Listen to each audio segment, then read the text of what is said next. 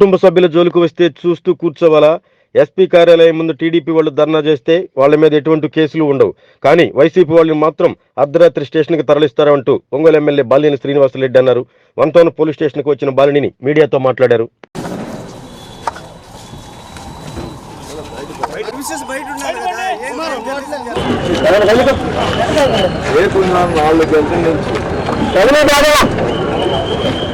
YSR party కార్యకర్తలు లేదా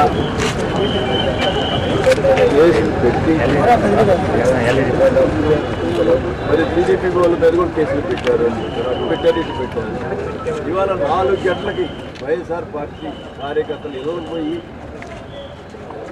పిల్లలు లేకపోతే వాళ్ళ పేరెంట్స్ని కూడా ఇబ్బంది పెట్టి గందరగోళం చేసి కేసు పెట్టన్నారు. ఆ కేసులో కూడా నా పేరు కూడా ఉంది. వాళ్ళందరూ కూడా పెట్టినారు కదా, నన్ను కూడా అరెస్ట్ చేయండి అని చెప్పాను. ఆ పేరు మీద కూడా మా కార్యకర్తగా అరెస్ట్ చేస్తాను.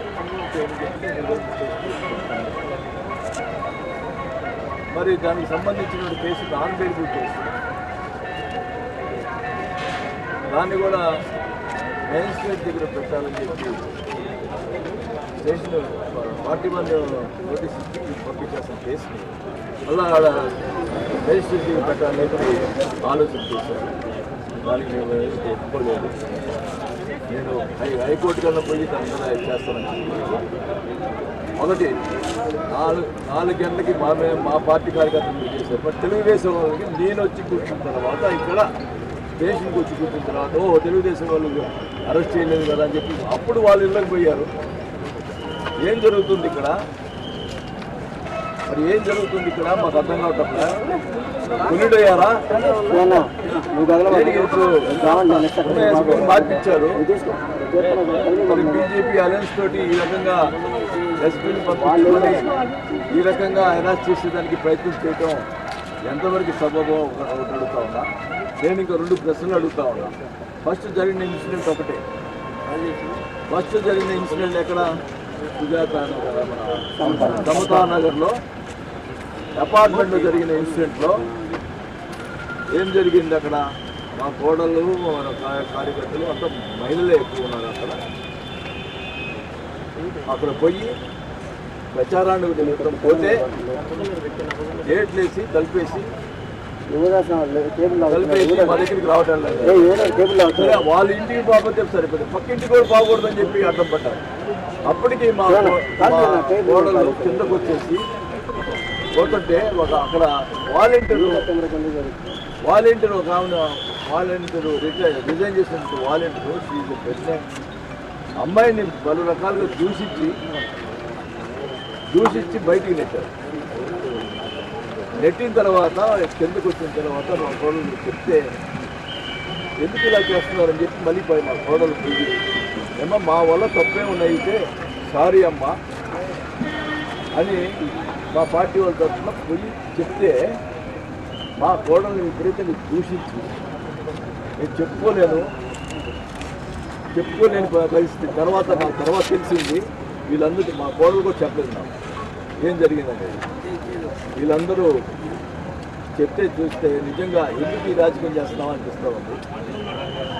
దానికి ఏం మాట్లాడతావు? నేను జనార్దను నీచుడా ఏం మాట్లాడతావు? నువ్వు ఏం మాట్లాడతావు? ఆడవాళ్ళని మా కుటుంబాన్ని అడ్డం పెట్టుకొని రాజకీయం చేస్తావా?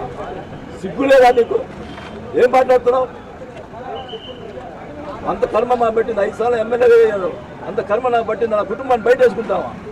అప్పుడు చెప్పుకోలేని చెప్పలేదు నేను చేసిన కార్యక్రమం.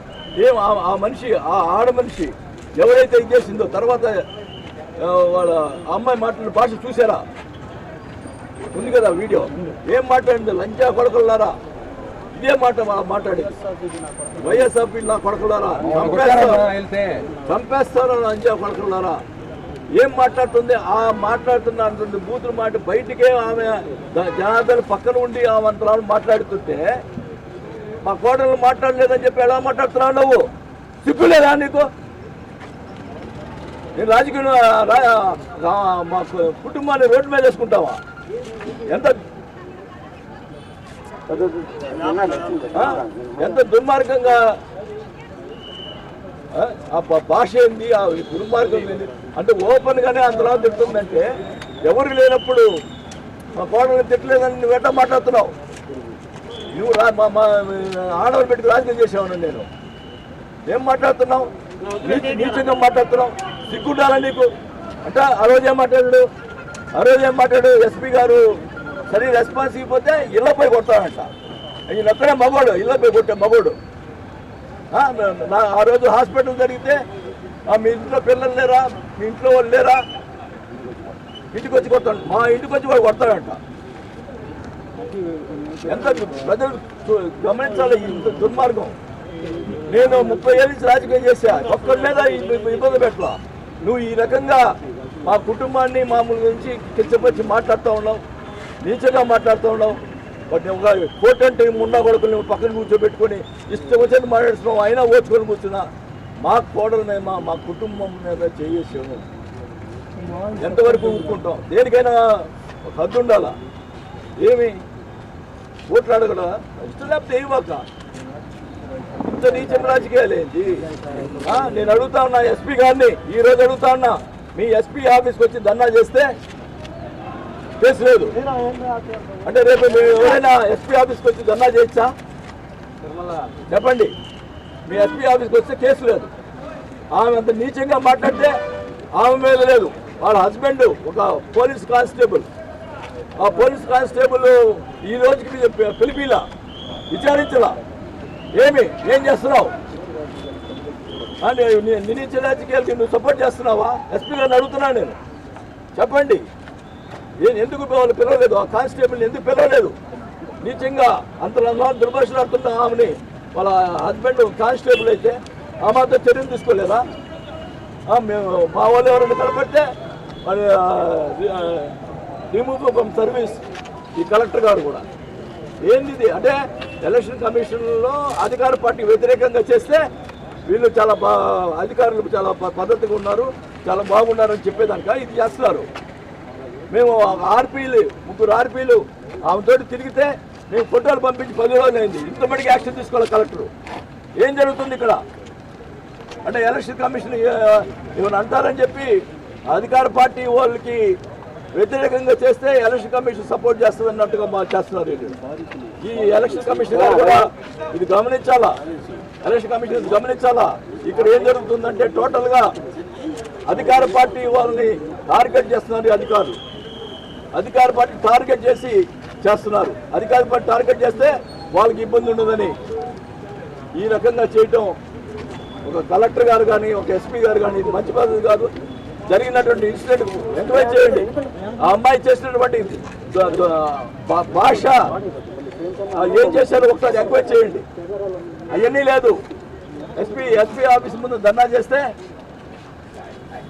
ఏఎస్పీ గారిని ఏం సార్ ధర్నా చేశారు, దాని మీద కేసు లేదంటే ధర్నా చూసి నేను చూడలేదు అంటాడు. ఇదేదని అసలు ధర్నా చూడలేదు. అసలుకి అది మాకు మతిపోయింది. ఇదేంది ఇది? ఒక ఏఎస్పీ ఉండి ధర్నా చూడలేదంటే ఏంటి? మమ్మల్ని వేధిస్తూ ఉన్నారు ఈ రకంగా. అప్పుడు అధికారంలో లేనప్పుడు ఈ రకంగా చేస్తున్నారు. ఇప్పుడేమన్నా మేము ఆ రోజు ఎప్పుడు కూడా ఒక పిటిషన్ పెట్టలా ప్రతిపక్షంలో ఉండి. మేము ప్రజల్లోకి వెళ్ళాము, ఓట్లు అడుక్కున్నాం తప్ప మమ్మల్ని ఆ రోజు కమ్మపాలన ఆపినా కూడా నేను ఒక ఎలక్షన్ కమిషన్ పిటిషన్ పెట్టలా. ఈ రకంగా ఇంత దుర్మార్గంగా ఏం మాట్లాడతావు నువ్వు? జరిగిపోయింది. ఒకవేళ నేనైతే అతని ప్లేస్లో ఉంటే నేను చెప్తున్నాను, దేవుడు సాక్ష్యం చెప్తున్నా, సాయిబాబా సాక్ష్యం చెప్తున్నా, నేను అతని ప్లేస్లో ఉంటే తప్పు చేసి మా వాళ్ళు తప్పు చేశారని చెప్పి క్షమాపణ చెప్పాను. అతని ప్లేస్లో ఉంటే అదే ప్లేస్లో ఉంటే నీ కూతుర్ని వాళ్ళు ఆ రకంగా మాట్లాడితే నీకు ఎలా ఉంటుంది? ఆ కూతురు అయితే ఆ కోడలు అయితే ఒకటి కదా. నాకు మా ఫ్యామిలీ గురించి మంచిగా మాట్లాడితే ఎట్లా ఉంటుంది?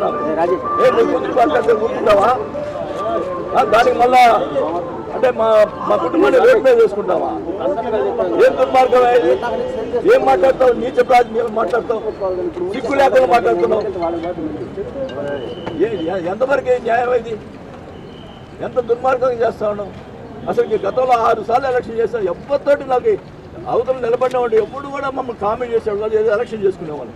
ప్రతిసారి నీచంగా మాట్లాడి ఇచ్చేస్తావు, ప్రతిసారి రెచ్చగొడతావు, ఇచ్చేస్తావు. వాళ్ళు అంతలామన రెచ్చిపోయి అంతలా మాట్లాడుతున్నారు. నువ్వు ఏం చేస్తున్నావు తెలుసా? మీ సామాజిక వర్గానికి అన్యాయం చేస్తున్నావు, అది గుర్తుపెట్టుకో. అది జరుగుతుంది చెప్పు, అది తెలుసుకోండి. మీ సామాజిక వర్గాన్ని నేను ఎప్పుడు కూడా ఒక మనిషిని ఇబ్బంది పెట్టలా. నువ్వు ఇబ్బంది పెట్టావు, నేను ఎప్పుడు ఇబ్బంది పెట్టలా. నువ్వు అనవసరంగా నన్ను రెచ్చగొట్టుకుంటావు. ప్రజలన్నీ కూడా గమనిస్తూ ఉన్నారు. మరి వాళ్ళే బుద్ధి చెప్తారు. నువ్వు ఈ రకంగా పొద్దు గూగులు నీచాతిగా మీడియా ఉందని చెప్పి, మీకు మీడియా ఉందని చెప్పి ఇష్టం వచ్చినట్టు మాట్లాడతాం మంచి పద్ధతి కాదు. ఒకటే చెప్తా ఉన్నాం, కార్యకర్తల కోసం నేను ఏమేం చేస్తాం. ఈరోజు ఇప్పుడు గంటలో మళ్ళీ పంపించేస్తామన్నారు. మరి 41 నోటీస్ ఇచ్చి పంపించేస్తామని చెప్పేసి నేను బయటకు వచ్చాను. మరి మాకు మళ్ళీ ఆర్టీ సమావేశం ఉంది, దానికి పోవాలి కాబట్టి చేశాను. కానీ ఒకటైతే చెప్తా ఉన్నాం, వాళ్ళు ధర్నా చేసిన దగ్గర మరి అక్కడ జరిగినటువంటి ఇష్యూలో ఇంత మటుకి ఎందుకు ఎంక్వైరీ చేయలేదు, ఇంత మటుకు ఆ కానిస్టేబుల్ని ఎందుకు పిలవలేదు, ఏం జరుగుతుంది ఇక్కడ? వైఎస్ఆర్ కార్యకర్తలు 4 గంటలకు వస్తారా? తెలుగుదేశం కాలు పెట్టినట్టు వాళ్ళ మీద ఇప్పుడు 7ంటికి పోతారా? అంటే మేము వచ్చి నేను వచ్చి స్టేషన్ కూర్చొని చెప్పి అప్పుడు పంపిస్తారా? ఏం అన్యాయం ఇది? ఆధునిక సౌకర్యాలతో అందరికీ అందుబాటు ధరల్లో మీకు స్వాగతం పలుకుతుంది Ravipriya function hall AC, 3rd floor, Ravipriya mall, Guntur road, Ongole. 500 seating capacity, AC dining hall, AC bedrooms కలవు మరియు విశాలమైన పార్కింగ్, జనరేటర్ సౌకర్యం కలదు. వివాహాది శుభకార్యాలకు, నిశ్చితార్థం, ఓణీల ఫంక్షన్, పంచల function, birthday parties, office meetings మొదలగు అన్ని రకాల పార్టీలకు, ఫంక్షన్స్ కు చక్కని వేదిక రవిప్రియ ఫంక్షన్ హాల్ ఏసీ. మీ అభిరుచికి అనుగుణంగా డెకరేషన్ మరియు లైటింగ్ చేయబడును. బుకింగ్ కొరకు సంప్రదించండి చక్కా హరి, సెల్ 9849150375, చక్కా Krishna, cell 9293557721, Ramakrishna, cell 9703498498. Ravipriya function hall AC, 3rd floor, Ravipriya mall, Guntur road, Ongole.